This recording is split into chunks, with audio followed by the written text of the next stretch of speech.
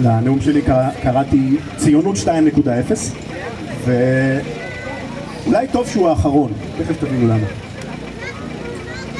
אנחנו נמצאים במהלכו של מאבק על אופייה הדמוקרטי של מדינת ישראל, אבל יותר מזה, המאבק הזה גרם לרבים מאיתנו להרים את הראש ולהביט אל העתיד.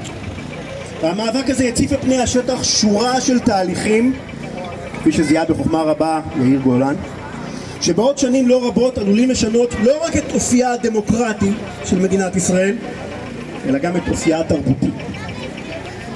אני משוכנע שבמאבק הזה, המאבק הנוכחי, אנחנו ננצח. די לראות את כמות האנשים שיצאו לרחובות בחודשים האחרונים כדי להבין שהמהפכה הנוראית הזו תחשב. אבל השאלה שאני רוצה לשאול כאן היא, ואז מה? ואז מה?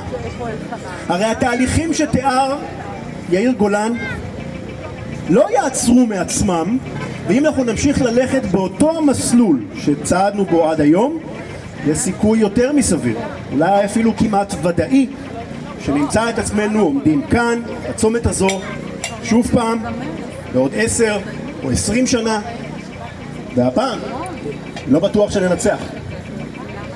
אפשר לכתוב ספרים עבי כרס על המהות ועל השורשים של התהליכים השליליים שהתחוללו כאן בעשרות השנים האחרונות, אבל בתפיסתי ובדעתם של רבים בסביבתי אפשר לסכם את כל הררי המילים האלה לשני דברים בסיסיים שלא נעשו פה ושחייבים להיעשות כדי לשנות את המסלול המסוכן שאנחנו צועדים בו.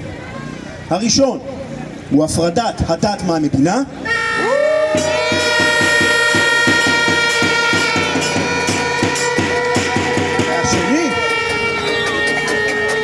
והשני הוא פתרון בעיית השטחים.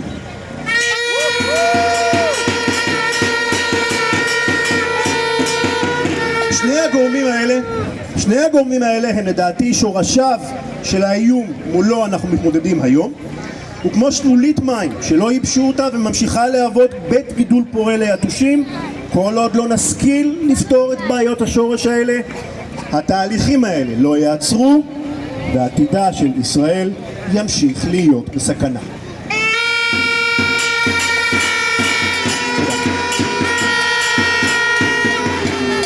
שני האתגרים האלה, שיהיה ברור, שני האתגרים האלה הם אתגרים אדירים. כל אחד מהם לכשעצמו הוא אתגר מורכב ומסובך לאין שיעור. ואני מודה, אין לי שמץ של מושג איך פותרים אותם.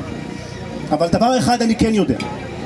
מנהיג שלא יציב לעצמו למטרה לפתור את הבעיות האלה בדרך כזו או אחרת, לא ראוי לקבל את מושכות השלטון.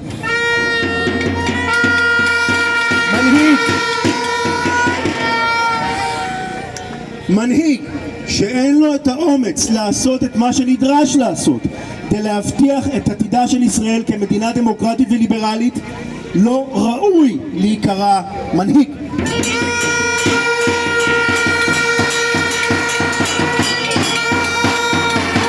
על כן, אני באופן אישי, רק כמובן באופן אישי, מתחייב בבחירות הבאות אני לא אצביע למועמד שלא יתחייב בבירור או ללא כל גמגומים לפעול למען הפרדת הדת מהמדינה ולחתור ברצינות מלאה לפתרון בעיית השטחים.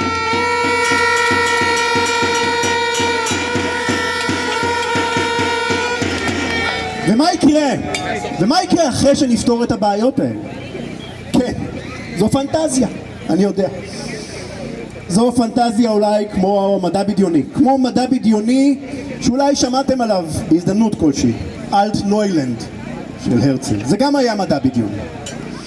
אבל אי אפשר להגשים חלום בלי לחלום אותו קודם כל. אז הנה החלום שלי, שאני מכנה אותו ציונות 2.0. 75 השנים הראשונות של המדינה היו ציונות 1.0. ובמסגרת הציונות הזו עשינו, האבות המייסדים ואנחנו, דברים נפלאים ויוצאי דופן. לקחנו חבל ארץ מפגר ונידח, לא הרבה יותר מאוסף של דיונות וטרשים, והפכנו אותו לאחת המדינות המתקדמות בעולם. מוקד של חדשנות ומצוינות טכנולוגית בקנה מידה עולמי, הקמנו צבא מדהים, מהמעולים שבמעולים, מערכת בריאות מתקדמת ומשוכללת, ורמת חיים של חלק ניכר מהאזרחים כאן היא כזו שאפילו רבים בעולם היו שמחים ומאושרים ליהנות גם מחלקה. ומעל הכל יצרנו כאן בית אמיתי לעם היהודי, בית חזק שקירותיו איתנים, שמבטיח שיקרה מה שיקרה, השואה לעולם לא תחזור שנית. אם תפקידה של ציונות 1.0 היה להפריח את השממה של ארץ ישראל ולהקים כאן מדינה לתפארת, תפקידה של ציונות 2.0 יהיה להפריח את השממה התרבותית של המזרח התיכון כולו.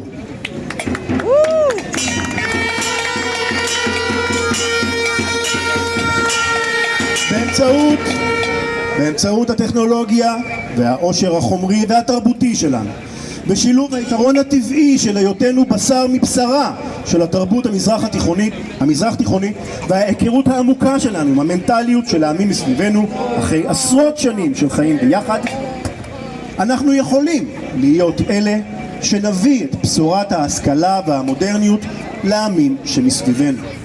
זאת תהיה השממה החדשה שנפריח, הנגב החדש, אור לגויים במובן העמוק והנכון ביותר של הביטוי.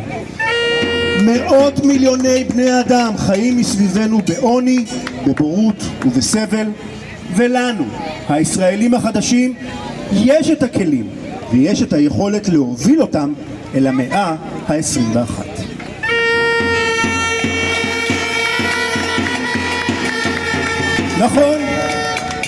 נכון, זו נשמעת כמו פנטזיה מוחלטת.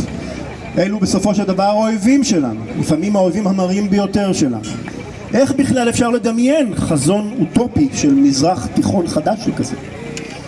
אבל אם הרצל ובן גוריון יכלו לחלום על הפיכת חבל ארץ נחשל ומוכה קדחת בקצה העולם למדינה מתקדמת ונהדרת כמו שהיא היום, אז גם לנו מותר לחלום, וכמו הרצל ובן גוריון, להגשים את החלום הזה.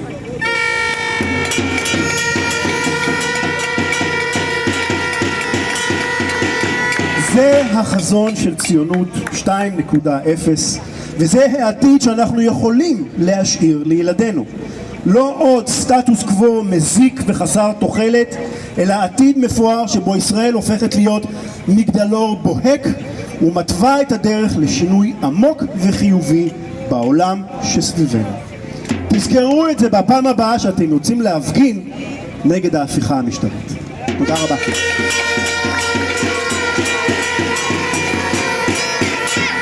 תודה רבה לרן, כמה טוב